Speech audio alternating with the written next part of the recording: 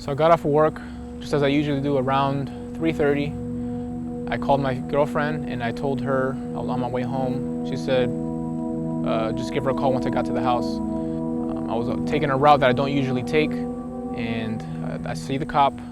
I know I am speeding. I'm going about 8 or 9 over, and I pull myself over just to kind of play it cool, play it safe, just to be sure. I pull into this street here, and I stop right around here. The officer comes up to my window. He asks me for my license and registration, and I give it to him. Okay. Do you still live on Croydon? Yes. Okay. Do you know anybody back here? No, sir. And why'd you pull down here?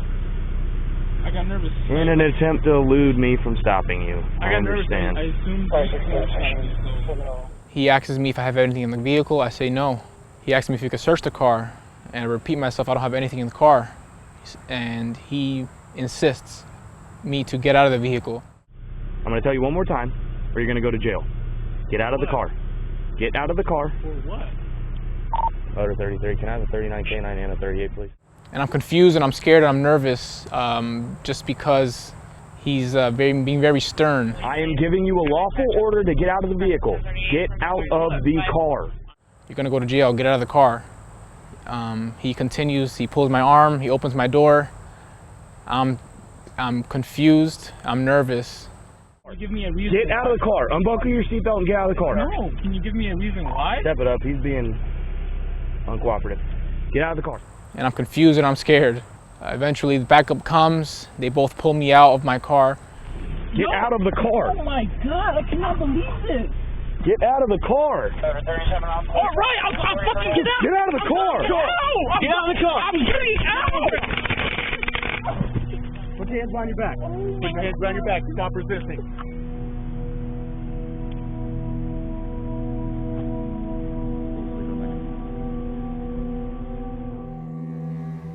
We were at church and we received a phone call from our oldest son asking us to see if we have heard from Adriel.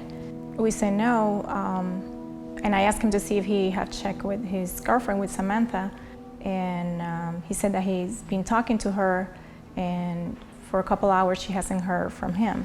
We started getting worried and concerned about that. We started calling him and we couldn't get a hold of him. So we decided to go and drive around because we didn't know what else to do.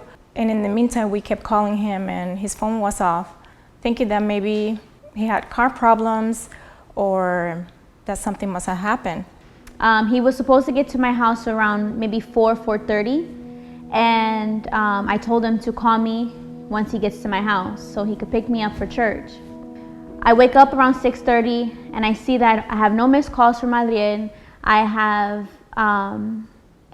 the time didn't match that him from work to my house, it didn't match. So I started calling him and the call went straight to voicemail. That's when I start freaking out and I'm thinking the worst. I try not to, but I was thinking the worst. I'm like, he's in a ditch somewhere, he got in a car accident, or my mind just went bad. Finally, I'm in the jail cell, and I'm just waiting there because I know I was told my family was waiting for me outside, and I just waited. Eventually, I'm released. At this point, it's close to 2 in the morning, and it hit me all. It hit me. This was quite possibly the worst day of my life. I've never imagined I would experience this, ever. All for resisting arrest without violence, a charge I didn't even know existed. I didn't know that could happen to anybody, let alone me. So when I received the call that Adriel Cordero had been arrested and charged with resisting without violence after a routine traffic stop, I recognized that he needed help and that he needed orientation. He did not qualify for a public defender, so I was able to call on a pro bono attorney to connect him so that he could have a consultation regarding his rights. So that's what we did. Resisting without violence, when I was an assistant public defender years ago, we would say, when in doubt, resist without. It was the charge, unfortunately, that a lot of times got tacked on to cases that we know probably shouldn't have led to arrests. It's a very vague statute. It is against the law to resist an officer without violence, but what does that really mean? It's vague in saying that anything that if someone does that impedes an officer of doing their legal duty is resisting officer without violence, which pretty much anything officers can kind of fit into that category. So it can be a very frustrating charge for defendants and of course then for us as criminal defense attorneys. Most of my clients have been Latino or African Americans, especially when I was at the public defender's office. Profiling is definitely an issue, but it starts before the actual arrest of a charge like resisting officer without violence. It starts with why the person is getting pulled over. I have so many clients, Latino clients, that have been pulled over simply because they're driving a car that maybe doesn't look like they should be driving. Something simple like a tag light, which is a valid stop for an officer to pull you over. What's frustrating is when a simple traffic stop, which should be about 10 to 15 minutes, ends in an arrest for something like resisting officer without violence. It's extremely frustrating. And although we don't have any proof to say that this officer was targeting especially Adriel, we can see in the numbers and the people that are pulled over, especially Latinos and African Americans, that this question isn't answered and that these simple routine traffic stops end with an arrest with resisting officer without violence.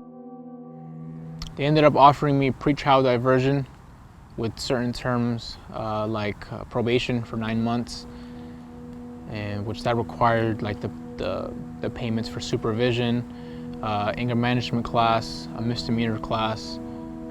This whole process really made me realize the system that we live in. You know, these officers are supposed to be protecting us, but quite often we're very afraid of them because of what they do. I thought I was in all my right to stay in my vehicle. I wasn't aware I needed to get out. I wasn't aware of the charge of resisting without violence. I didn't know I could get charged with that.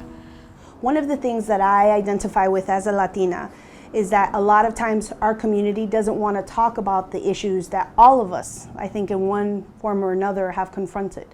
And that is that there's no shame in an encounter with the criminal justice system because it ensnares our people. Brown and black people, we are targeted more frequently by the police.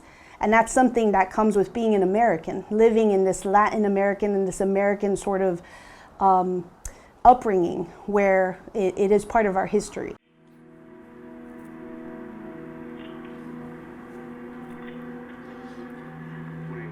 I am giving you a lawful order to get out of the vehicle. Get out of the car. I'm not going to get out. Get out of the car. Why? Because I'm telling you to get out of the car. Touch my car. Get out of the car. Why? Get out of the car. Now, I am telling you to get out of the car. Give me a reason. Get out of the car. Unbuckle your seatbelt and get out of the car. No. Can you give me a reason why? Step it up. He's being uncooperative. Get out of the car. All right, I'm fucking get out. Get out of the car. No. Get out of the car. I'm getting out. Put your hands behind your back. Put your hands behind your back. Stop resisting.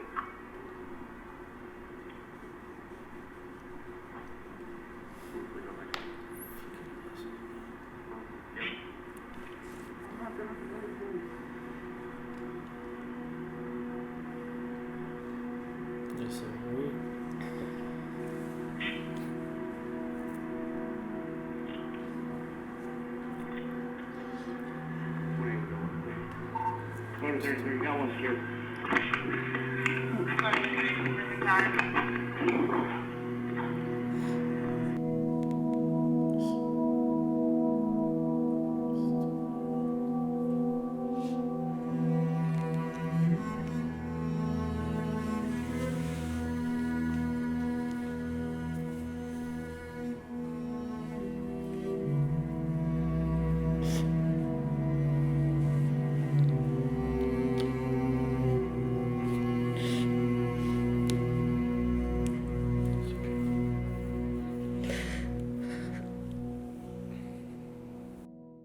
Resisting officer without violence, what the heck does that mean?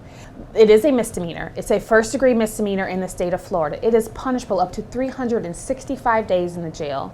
It is punishable up to a year of probation, and it is punishable up to a maximum fine of $1,000. So you can literally go to jail for 1 year for tensing your wrist while being arrested, for asking questions while being arrested. So knowing that, I think, can help us protect ourselves from being victims of this charge. I don't want people to go through what I went through. I don't want kids to go through what I went through. People need to know about this. This is a law that if I would have known what to do otherwise, if I would have known how to behave, if I would have known I could have prevented this, I would have.